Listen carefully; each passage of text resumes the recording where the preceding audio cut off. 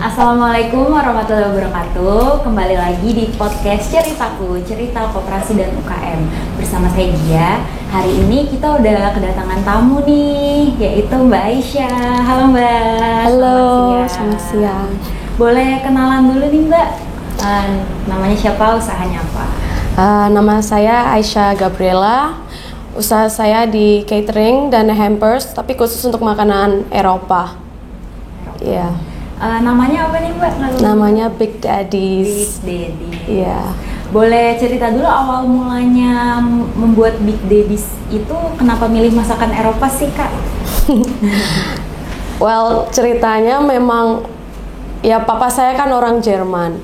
Jadi dari kecil saya sering ke sana dan tahu tradisi makanan sana, kuliner di sana. Tapi saat saya tinggal di Indonesia, makanan itu nggak ada. Saya pengen nih makan ini, jadi sering masak sendiri sama papa di rumah. Terus one day, waktu papa sakit, saya memutuskan untuk berhenti kerja.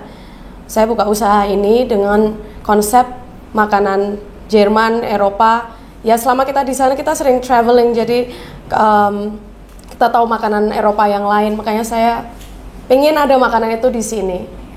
Kayak rindu makanan di sana. Iya, sebenarnya seperti itu sih awal mulanya. Biar beda dari yang lain. Iya. Berarti tahu menu-menu ini karena emang pernah tinggal di sana, terus pernah nyobain akhirnya belajar gitu ya? Karena memang ya karena itu resep keluarga. Dari Jerman. Awal mulanya seperti itu sampai saya belajar yang lain-lainnya sendiri. Ya. Berarti emang turun-temurun gitu ya Mbak ya? Iya. Gitulah. Ada kesulitan nggak sih Mbak saat memperkenalkan menu Eropa ini, apalagi kayaknya kan masih jarang ya?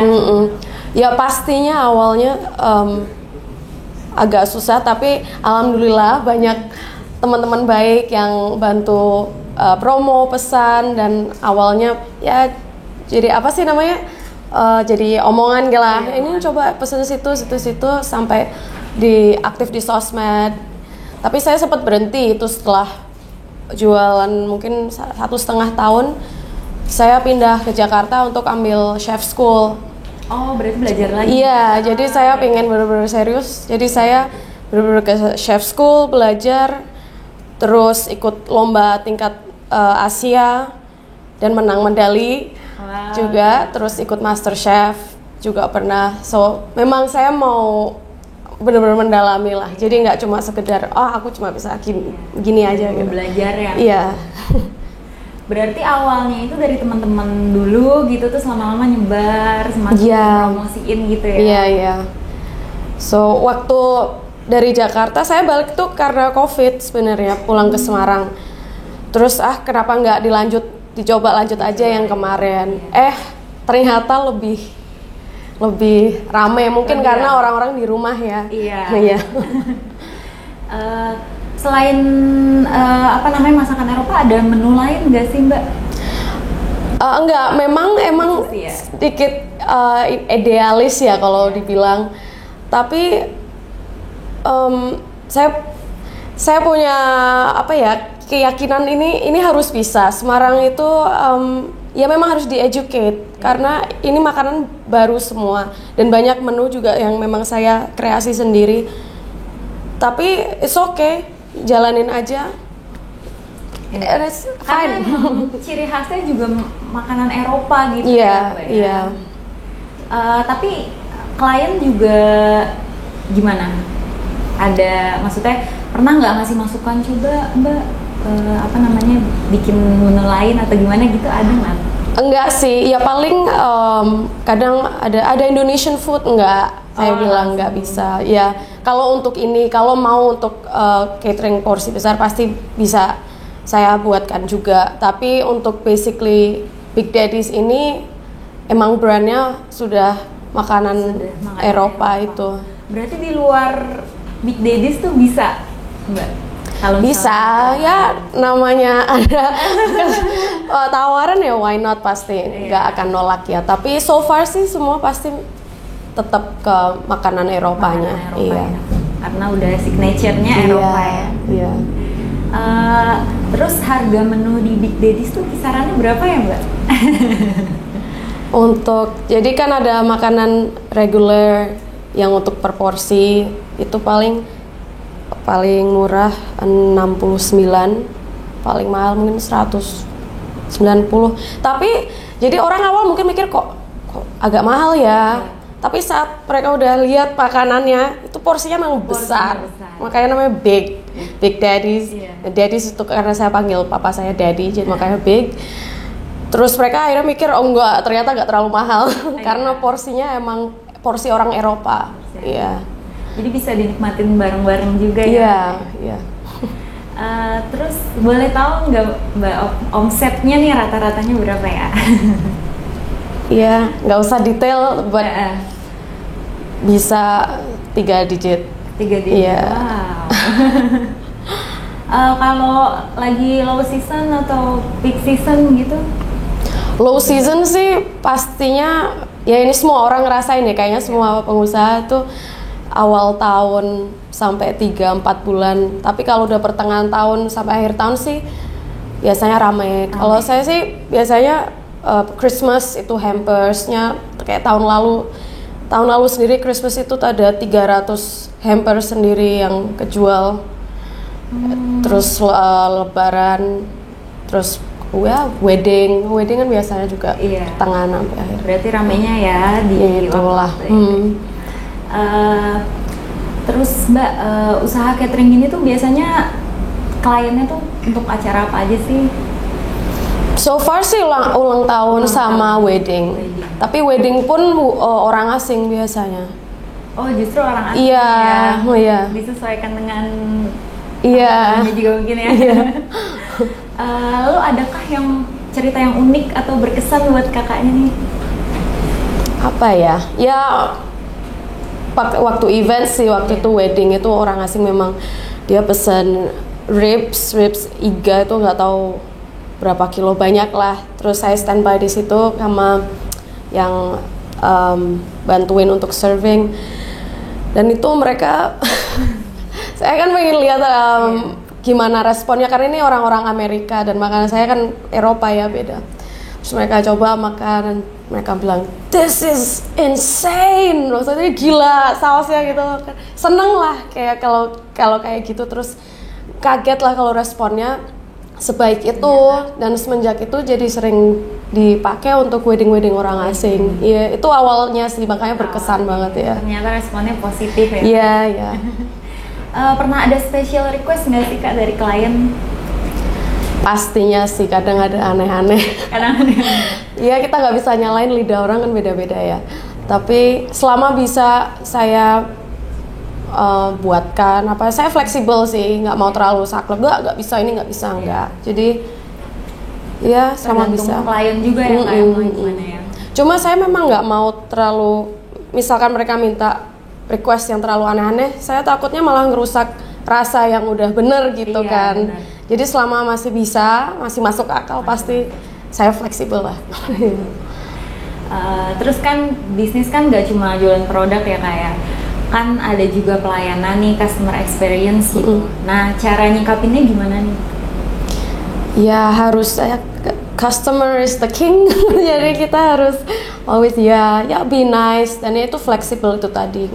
Jangan terlalu ini nggak bisa. So terus pasti dari masakan harus konsisten rasanya. Nggak bisa berubah. Benar, soalnya kalau udah berubah pasti kan jadi itu gitu sih ya. Yang saya jaga banget di makanan saya, di produk saya itu rasa harus konsisten. Iya. Terus apa aja yang udah dilakuin nih Kak untuk menarik dan memaintain customer gitu sejauh ini? Jadi setiap minggu saya punya menu baru. Jadi orang biar nggak bosen ya, karena saya keluarin menu mingguan. Terus hampernya harus ada pilihan yang baru lagi. Jadi orang suka tanya, ini apa ini ya Kak? Ini apa ya? Ingin coba, ini apa isinya? Jadi memang rata-rata mereka nggak tahu itu makanan apa. Tapi mereka mau coba karena sudah coba makanan sebelumnya and they like it. Jadi pengen coba yang Penasaran. baru. Iya. Terus Kak kan namanya juga usaha catering kan pasti banyak persaingan ya, khususnya dengan segmen pasar big daddies nih, rata-rata gimana sih Kak? Ya terus terang untuk pangsa pasarnya sih lebih ke menengah ke atas. Menengah ke atas. Iya, karena ya itu tadi ada harga makanan yang sampai 500.000 gitu. Tapi memang bahan kan bahan saya impor, maksudnya saya pakai krim, butter, gitu-gitu itu cheese itu mahal semua, jadi pasti lebih mahal ya. Tapi untuk klien dan pasarnya udah terbentuk, jadi ya I know kedepannya bakal seperti apa sih untuk itu. Lebih ya itu menengah ke atas sih. Karena udah ada customer yang loyal juga ya. Iya. Jadi udah. Terus budaya kirim Kak, maksudnya kan nih lagi ramai di sosmed ya. Ini penjualannya gimana nih Kak? Via sosmed atau? Iya, via sosmed, Instagram, terus nanti kalau klien sudah ada di WA, saya broadcast menu mingguan atau menu hamper yang baru kayak gitu sih. So far masih seperti itu, tapi it's doing good ya. Berarti belum ada offline store-nya ya Kak? Belum ya? Masih online. Masih online dan sistemnya juga pre-order ya? Iya, H-1, nanti delivery via Gojek. Iya. Lalu kan sebagai pelaku usaha pasti punya goal yang ingin dicapai nih Kak. Nah, kira-kira goal kedepannya gimana ya? Yang pasti sih endingnya pengen punya restoran ya. Tapi itu proses karena memang membutuhkan biaya besar sekali kan untuk resto itu. Jadi saya pingin punya central kitchen dulu, yang bisa benar-benar untuk kerja. Karena sekarang masih home based kan. So pengen punya central kitchen, terus mungkin ada dine-in-nya yang nggak terlalu besar, orang bisa makan sih. Karena sering banget, Kak bisa dine-in nggak? Sorry, belum bisa, ini masih home base, saya nggak nyaman ada orang-orang makan ke rumah kan. Iya. Itu berarti sih. Ini ya peminatnya lumayan juga ya Kak. Iya. Terus sekarang udah di titik mana nih Kak untuk mencapai goals itu? Nabung for sure ya.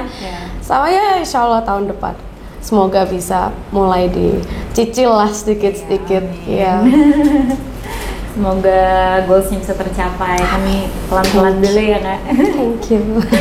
Ya. Lalu sekarang lagi nyiapin inovasi-inovasi apa nih Kak untuk menu-menu selanjutnya? Saya pengen ini sih bikin dessertnya tapi khusus dessert Jerman karena di sini nggak ada. So far saya cuma bikin pretzels itu roti Jerman ya. Itu di Semarang yang bikin cuma saya itu. Iya. So tahun ke depannya ingin lebih bisa bikin dessert yang baru lagi karena di sini banyak orang suka makanan manis kan. Iya. Iya. Berarti sementara yang dessert baru pretzels itu ya? Baru itu sama ada creme brulee. Jadi ya itu harus saya benar-benar pelajari yang benar-benar enak, gak mau asal bikin ini another cake, another ini tapi rasanya biasa aja. Iya. Akhirnya tuh sekali buat yang benar-benar wow. Iya. Melekat di konsumen. Ada pesan nggak Kak untuk memotivasi pelaku usaha yang lain atau yang sedang merintis juga nih? Oke, apa ya? Yang pasti harus semangat. Semua ups and downs itu terjadi dalam kehidupan apalagi usaha, tapi harus yakin, konsisten, apalagi saat usaha kamu itu hobi kamu.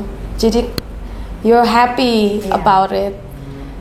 Tetap positif di situ aja, insya Allah pasti selalu dikasih jalan kok. Yang penting selalu semangat dan yakin dan cintai apa yang kamu kerjakan itu. Karena kalau kita udah senang, kita udah nyaman kan pasti kedepannya juga jalannya pasti lancar ya. Terakhir nih Kak, boleh promoin jualannya dong, usahanya nih Big Daddies ke teman-teman. Oke.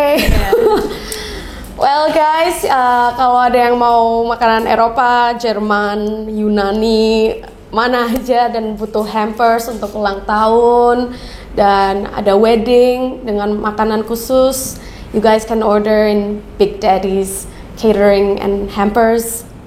I'm sure you would appreciate the menus and everything else. Thank you.